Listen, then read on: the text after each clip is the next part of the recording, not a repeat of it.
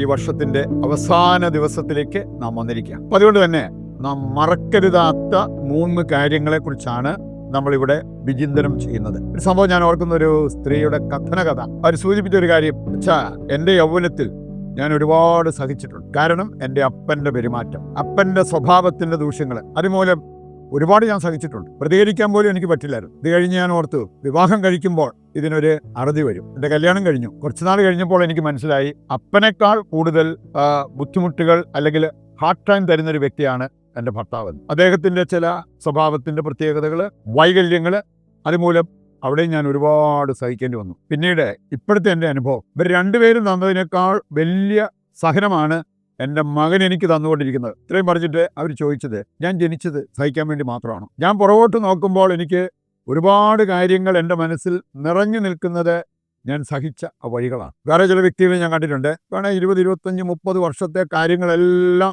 ഓർത്തിരുന്ന് മണിമണിയായി പറഞ്ഞുകൊണ്ടിരിക്കുന്നവർ. അവരുടെയൊക്കെ എന്നെ ഓർമ്മശക്തിയാണ് ഞാൻ ഓർത്തിട്ടുണ്ട്. എന്ന് പറഞ്ഞാൽ പഴയ കാര്യങ്ങൾ പലതും മറക്കേണ്ടത് പോലും മറക്കാതെ കണ്ട് അതെല്ലാം ഹൃദയത്തിൽ സൂക്ഷിച്ച് മുമ്പോട്ട് പോകുന്ന വ്യക്തികൾ, അവരുടെയൊക്കെ ജീവിതത്തിൽ ഒരുപാട് നഷ്ടം വരും. അതുകൊണ്ടാണ് ഞാൻ പറഞ്ഞത്, ഏതായാലും നമ്മുടെ ഈ വർഷത്തിന്റെ അവസാന ദിവസത്തിലേക്ക് എത്തി നിൽക്കുകയാണ്. ഒരു കാരണവശാലും മറക്കരുതാത്ത 3 കാര്യങ്ങൾ നമ്മുടെ മനസ്സിലേക്ക്, ഹൃദയത്തിലേക്ക് നമുക്ക് ഏറ്റെടുക്കാം. ഒന്നാമത്തെ കാര്യം, പ്രഭാഷകൻ 14-ാമത്തെ വചനം തരുന്ന ഒരു സന്ദേശം. അവിടെ പറഞ്ഞിരിക്കുന്നത്, ഇന്നിന്റെ സന്തോഷം നഷ്ടമാക്കരുത്. ഇന്നിന്റെ സന്തോഷം നഷ്ടമാകുന്ന ഒരു കാര്യത്തിലേക്ക് നീ പോകരുത്, ഒന്നിനെയും അതിനനുവദിക്കരുത്. അതാണ് വചനം പറയുക. എങ്ങനെയാണ് നമുക്ക് ഈ ഇന്നിന്റെ സന്തോഷം നഷ്ടമാവുക? 2 കാര്യങ്ങളാണ് അതിനകത്തുള്ളത്. ഒന്നാമത്തെ കാര്യം ഇംഗ്ലീഷിൽ പറയും ബൗണ്ട് ടു ദ പാസ്റ്റ്, ഇന്നലെയിൽ കെട്ടിയിട്ട പോലെ കിടക്കുന്നത്. ഒരുപാട് വ്യക്തികളെ നമുക്ക് കാണാൻ സാധിക്കും, ശരിക്കും അവർ ചിന്തിക്കേണ്ടത്, എൻ്റെ ഇന്നത്തെ മുറിവ് നാളെ എനിക്ക് ഊർജമായി മാറും. അങ്ങനെ ചിന്തിച്ച് പ്രത്യാശയിൽ മുമ്പോട്ട് പോകാൻ സാധിക്കുന്നവരുടെ ജീവിതം ധന്യമാവും. അതിനു പകരം എന്നെ അവരെല്ലാം മുറിവേൽപ്പിച്ചു, എനിക്കിങ്ങനെയെല്ലാം സംഭവിച്ചു എന്നുള്ള ആ ഒരു ചിന്തയില്, നെഗറ്റീവ് ചിന്തയില്, പരാതി പരിഭവമായിട്ട് നമ്മൾ മുമ്പോട്ട് പോയാൽ നമ്മുടെ ജീവിതം ധന്യമാകത്തില്ല. മാത്രമല്ല, ഈ നെഗറ്റീവ് എനർജി എല്ലാം കൂടെ കയറി അത് അവതാളത്തിലാകാനുള്ള സാധ്യതയുണ്ട് എന്നുള്ളത് നാം തിരിച്ചറിയണം. ഇന്നലകളാണ്. ഇന്നലകളെ ഇന്നലകളായിട്ട് നമ്മൾ കാണണം. എന്നിട്ട് എന്തെല്ലാം സംഭവിച്ചിട്ടുണ്ടെങ്കിലും ഇന്നിലേക്ക് നമുക്ക് വരാൻ പറ്റണം. The present moment is the best moment, അങ്ങനെയാണ് പറഞ്ഞിരിക്കുന്നത്. ഇന്നലകളല്ല, ഇപ്പോഴത്തെ എൻ്റെ ഈ സമയം, അതാണ് എനിക്ക് ഏറ്റവും നല്ല സമയം. ഈ സമയം ഞാൻ നന്നായി ജീവിക്കുക എന്നുള്ളതാണ് ഏറ്റവും പ്രധാനപ്പെട്ടത്. രണ്ടാമതൊരു കാര്യമുണ്ട്, ഒത്തിരി പേരെ ആ പ്രസന്റിൽ, ഇന്നിൽ ജീവിക്കാൻ, സന്തോഷമായിട്ട് ജീവിക്കാൻ അനുവദിക്കാത്തൊരു കാര്യം, നാളെയെക്കുറിച്ചുള്ള ഉത്കണ്ഠ. നാളെയെക്കുറിച്ച് ഉത്കണ്ഠപ്പെടുന്നത് കൊണ്ട് നമ്മുടെ ജീവിതത്തിൽ ഒരു നേട്ടം ഉണ്ടാകത്തില്ല. മത്തായി 6:25 സന്ദേശം അതാണ്. ഉത്കണ്ഠ മൂലം ആയുസിന്റെ ദൈർഘ്യം 1 മുഴമെങ്കിലും കൂട്ടാൻ ആർക്കെങ്കിലും പറ്റുമോ? പറ്റില്ല. ഇതുപോലെ തന്നെ പ്രഭാഷകൻ 30-ാം അധ്യായം അതിൻ്റെ 24-ാമത്തെ വചനം എടുക്കുമ്പോഴോ, നമ്മുടെ ആയുസ് പോലും വെട്ടിച്ചുരുക്കുന്ന കാര്യങ്ങളിൽ ഒന്നാണ് ഉത്കണ്ഠ, ആകുലത, ഉത്കണ്ഠ. ദൈവം നമ്മെ പഠിപ്പിച്ചിരിക്കുന്നത്, നിങ്ങളാരും ഉത്കണ്ഠാകുലരാകേണ്ട. നിങ്ങളെ കരുതുന്ന, നിങ്ങളെ കാണുന്ന, നിങ്ങളെ സ്നേഹിക്കുന്ന, നിങ്ങളെ മനസ്സിലാക്കുന്ന ഒരു ദൈവം നിങ്ങൾക്കുണ്ട്, പിതാവായ ദൈവം. ആ ദൈവത്തെ അറിഞ്ഞവരെ പോലെ ജീവിക്കുക. അങ്ങനെയുള്ളവർക്ക് ഉത്കണ്ഠയുടെ ആവശ്യമില്ല എന്നുള്ളത് ഈ വചനഭാഗം നമ്മെ ഓർമ്മിപ്പിക്കുക. മത്തായി 6-ാം അധ്യായത്തിലൂടെ ഒന്ന് കടന്നു പോകുമ്പോൾ ഇതെല്ലാം നമുക്ക് അവിടെ മനസ്സിലാക്കാവുന്ന കാര്യങ്ങളാണ്. ഒരു സംഭവം ഞാൻ ഓർക്കുകയാണ്, ഒരു വിവാഹിത, അവര് അവിവാഹിതയ്ക്ക് തുല്യമാണ് ജീവിക്കുന്നത്. അവരും അവരുടെ ഭർത്താവും കൂടി വന്നപ്പോൾ പങ്കുവച്ചൊരു കാര്യമാണ്. അവർക്ക് വിവാഹിതരുടെ ഉണ്ടാകുന്ന ഇത് ദാമ്പത്യധർമ്മമോ അങ്ങനെയുള്ള കാര്യങ്ങളൊന്നും ഇല്ല. അവിവാഹിതയെ പോലെ ജീവിക്കുന്ന ഒരു വിവാഹിത. എൻ്റെ കാരണം പറഞ്ഞത്, ഇവരുടെ യൗവനത്തിലുണ്ടായ ഒരു സംഭവം. ആരോ ഒരാൾ അപ്രതീക്ഷിതമായിട്ട്, ഇവരെ കണ്ടുപോലുമില്ല, അപ്രതീക്ഷിതമായിട്ട് പുറകിൽ നിന്ന് വന്ന് അവരെ ഒന്ന് കെട്ടിപ്പിടിച്ചിട്ട് ഓടിക്കളഞ്ഞു. ഞാൻ അതേ തുടർന്ന് ഈ സ്ത്രീയുടെ മനസ്സിൽ കയറിയൊരു ചിന്തയെന്ന് പറഞ്ഞ്, ഞാൻ വ്യഭിചാരം ചെയ്ത വ്യക്തിയാണ്. പറയുന്നുണ്ട്, വിവാഹ ജീവിതത്തിലേക്ക് വന്നിട്ട് പോലും നോർമലായിട്ട് ഒരു നോർമൽ ഭാര്യയായിട്ട് ജീവിക്കാൻ പറ്റാതെ പോയ ഒരവസ്ഥ. ഇന്നലകൾ ഒരുപാട് നമ്മളെ സ്വാധീനിക്കുന്ന ഇതുപോലത്തെ അവസ്ഥകൾ ഉണ്ടാകാം. നമുക്ക് ബൈബിൾ പരമായിട്ട് ചിന്തിച്ചാലും ബാഡ് പാസ്റ്റ്, വളരെ മോശമായ, പരിതാപകരമായ, പാപകരമായ ഇന്നലകൾ ഉണ്ടായിരുന്ന പല ബൈബിൾ കഥാപാത്രങ്ങളുണ്ട്. മോശ ഒരാളെ തല്ലിക്കൊന്ന് മണലിൽ പൂഴ്ത്തിയതാണ്. ദാവീദ് ബത്ശബയെ പ്രാപിച്ച് ഗർഭിണിയാക്കി.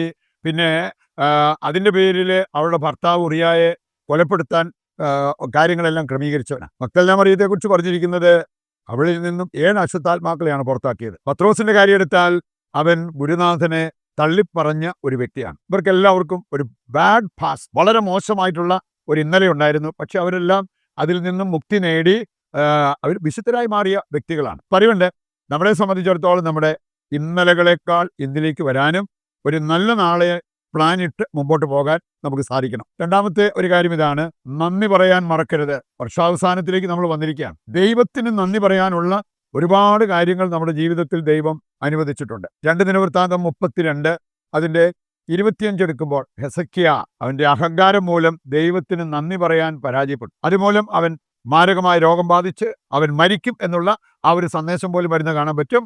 പിന്നീട് അവൻ അനുദപിച്ചപ്പോൾ ദൈവത്തിന്റെ കാരുണ്യം അവന് ലഭിച്ചു. സങ്കീർത്തനം 103 രണ്ടാമത്തെ വചനം പറയുന്നത്, എൻ്റെ ആത്മാവെ കർത്താവിനെ വാഴ്ത്തുക, എൻ്റെ അന്തരംഗമേ അവിടുത്തെ വിശുദ്ധനാമത്തെ സ്തുതിക്കുക, അവിടുന്ന് ചെയ്ത അനുഗ്രഹം ഒന്നും മറക്കരുത്. ചിന്തിച്ചാൽ എന്തുമാത്രം നന്മകള് കർത്താവ് നമുക്ക് നൽകിയിട്ടുണ്ട്. അതെല്ലാം മറന്നിട്ടാണോ ഏതെങ്കിലും ഒരു വേദനാജനകമായ കാര്യം, ഒരു ഇല്ലായ്മ വല്ലായ്മ അതെല്ലാം പറഞ്ഞ് നമ്മൾ പഴിക്കേണ്ടത്? ദൈവത്തെയും മറ്റുള്ളവരെയും നമുക്കൊരു ആറ്റിറ്റ്യൂഡ് ഓഫ് ഗ്രാറ്റിറ്റ്യൂഡ്, നന്ദി നിറഞ്ഞ ഒരു ഹൃദയം, അതാണ് നമുക്ക് വേണ്ടത്. അതുണ്ടെങ്കിൽ ഈ വർഷാവസാനത്തിൽ ഒരുപാട് കാര്യങ്ങൾ മനസ്സിലേക്ക് കൊണ്ടുവന്ന് ദൈവത്തിന് നന്ദി പറയുവാനായിട്ട് നമുക്ക് സാധിക്കും. അവസാനത്തെ കാര്യം, ജീവിതം പുനരാരംഭിക്കുക എന്നുള്ളത് നമ്മൾ ഓരോരുത്തരുടെയും ആവശ്യമാണ്. നമുക്ക് തെറ്റുപറ്റിയിട്ടുണ്ടാകാം, മറ്റുള്ളവർ നമ്മളോട് തെറ്റ് ചെയ്തിട്ടുണ്ടാകാം. പക്ഷേ അതിൻ്റെ പേരിൽ നമ്മുടെ ജീവിതം നശിപ്പിക്കരുത്. നമ്മുടെ ജീവിതം പുനരാരംഭിക്കാൻ പറ്റും. ഒരു കാര്യം പറഞ്ഞിരിക്കുന്നത്, ഒരു നല്ല കുമ്പസാരം നടത്തിയാൽ പോലും നമ്മുടെ ജീവിതം പുനരാരംഭിക്കാൻ നമുക്ക് പറ്റും. We can start our life all over again.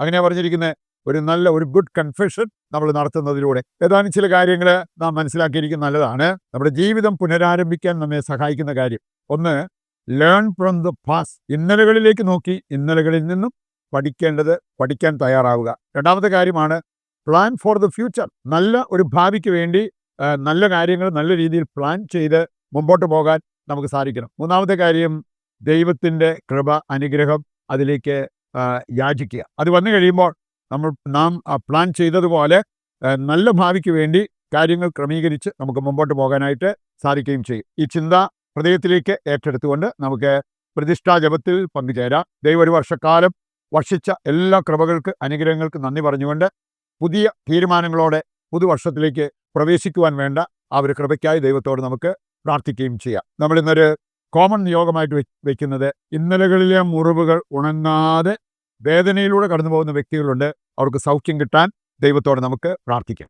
പിതാവും പുത്രനും പരിശുദ്ധാത്മാവുമായ ത്രിയേക ദൈവമേ, ഞങ്ങളങ്ങേ ആരാധിക്കുകയും സ്തുതിക്കുകയും ചെയ്യുന്നു. ഈ ഒരു വർഷക്കാലം ഞങ്ങളുടെ മേൽ ചൊരിഞ്ഞ അനുഗ്രഹങ്ങൾക്ക് ഞങ്ങൾ നന്ദി പറയുന്നു. ഈ വർഷം ഞങ്ങൾ ചെയ്തു പോയ സകല പാപങ്ങൾക്കും മാപ്പപേക്ഷിക്കുകയും ചെയ്യുന്നു.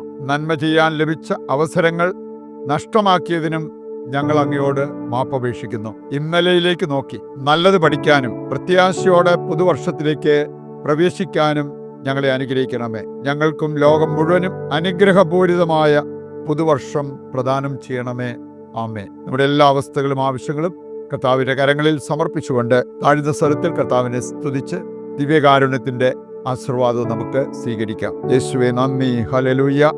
യേശുവേ ആരാധന, യേശുവേ ആരാധന, യേശുവേ നന്ദി, യേശുവേ സ്തുതി.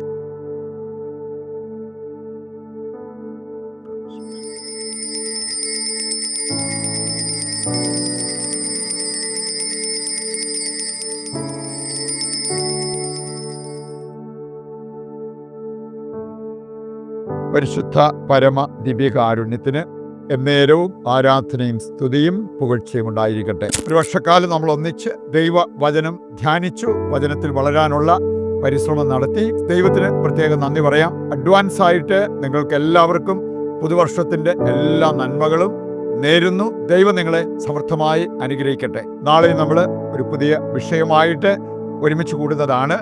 ദൈവവചനത്തിൻ്റെ വെളിച്ചത്തിൽ ദൈവസ്നേഹം ധ്യാനിച്ചു വളരുവാൻ നമുക്ക് പ്രത്യേകം പരിശ്രമിക്കുകയും ചെയ്യാം. ഈശോ മിശിഹായ്ക്ക് സ്തുതിയായിരിക്കട്ടെ. ദൈവം നിങ്ങളെ സമർത്ഥമായി അനുഗ്രഹിക്കട്ടെ.